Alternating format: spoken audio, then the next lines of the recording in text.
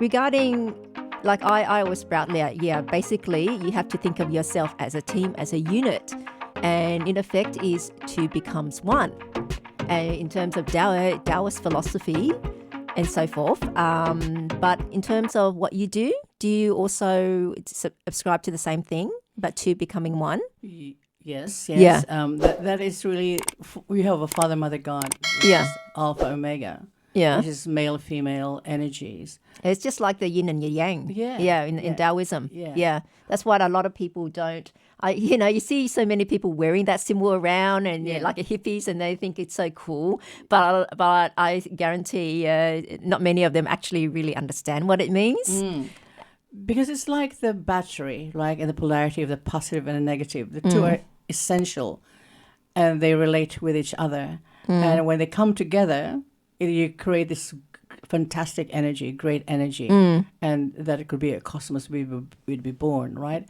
So actually the positive and the negative energy, or the alpha and omega in whole of cosmos is present. Like every single bit that is present that we can touch has actually the positive and the minus.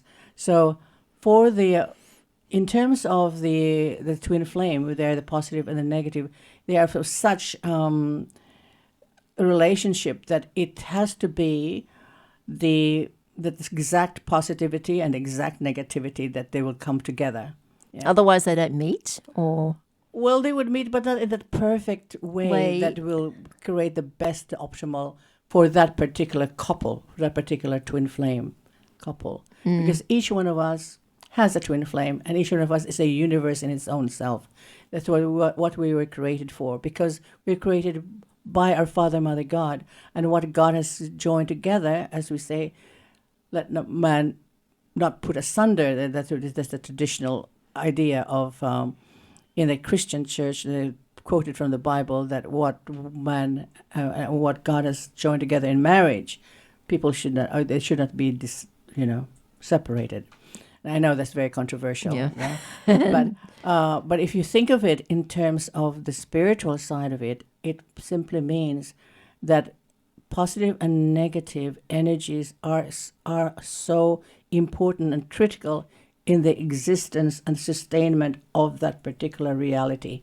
If you don't have that, it will dissipate. It will disappear. So in other words, if there was two positive energies together or two negative energies together, it's not the same. it's not the same. Is it also kind of like, well, in terms of the yin and yang, people don't quite get it. There's complementary. It's sound like day and night, and masculine and a feminine.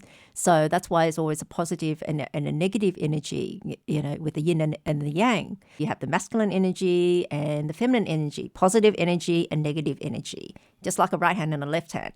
It doesn't work if you've got two right hands. Who wants two right hands even though your right hand is always stronger than your left? Right. Or who wants two left hands? I don't say, but I say more often two right hands.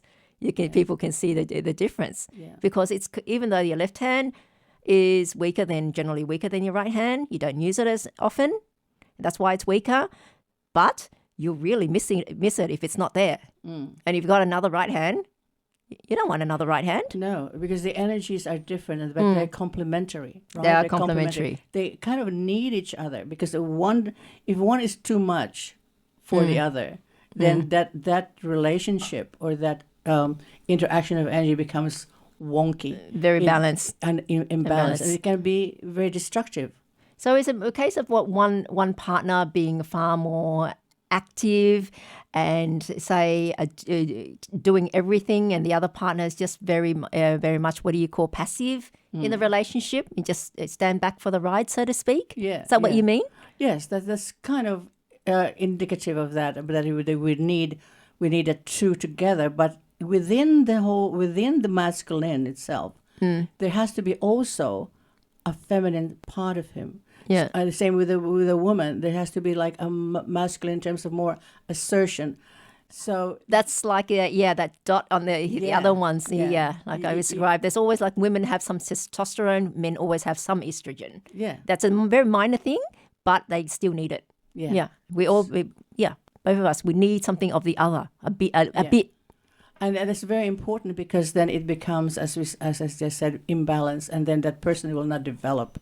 So if for example a woman would be just so passive and just waiting for things to happen or waiting for somebody to help her, the husband to help her, the same way she has to also become assertive and have a bit more, we call it aggression probably, but assertion. Otherwise, things won't get moving. So if one of them, but if he doesn't have compassion either, then that compassion or that tenderness is very important as well. But sometimes that tenderness won't be able to make it if she doesn't have the assertion as well, but she has to survive. Yeah. In other words, in each of us, we have to have both the positive and the negative.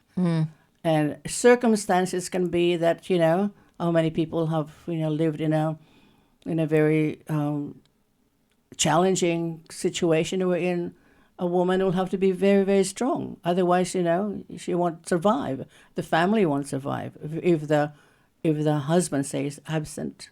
So you see, that's how critical and crucial this balance is of the male and female energies in any situation. Because if they're not there together, then that organism will dissolve. Okay. Yeah. So that's the thing, because you mentioned about karma before. So I think this is something, going on from that. I mean, they both have different levels of karma. Karma, though, one might be, end up having good credits, the other one having negative credits, so to speak. So in your view, what happens when they come together? Oh, yeah. Well, what happens is that if the two becomes one. Yeah. Well, there will be, of course, consequences. Like the person will get the good, like in marriage. You're carrying on. You're agreeing to take on both the good karma and the negative karma of each other. Yeah. So, and if that person is not conscious enough, or is not spiritually evolved, or is not wanting to evolve, then it could drag the other person down. It could destroy the relationship, and they could make even more karma. So, okay, so in that respect, do you think that both people that marry then should have equal amounts of karma to get together? Well, they should know each other. You should be very wise about who you're wanting to marry, who you ending up marrying. Yeah, because I know I see it when I do relationship compatibility readings on couples, and I look at the couples charts, and I can see, well, the nature, who's going to benefit more out of this pairing. Who's going to be dragged down more with this pairing. Straight away I can see. And then it's kind of like up to the couple, well, the person that's going to be the giver, they might say they don't mind, okay, but after a while, they get weary. They get tired of just having it sucked out. And I guess I can see who is. You need to get something back from your partner as well. It's not just being a giver. It's fine being a giver, but we're all human, and eventually you're going to have resentment. Resentment will develop. It's just human nature, because I work a lot based on human nature advice, because that's the way people are. We cannot change people, as so big. We cannot try to prevent them being something they're not. It's cruel, and you can't do it. Please don't try to change people. Knowing that, I work with the human nature. How do we get someone to always stick around? What's the human nature that would be? That is, if you make staying with you enjoyable, then that person will automatically stay around. That sort of thing.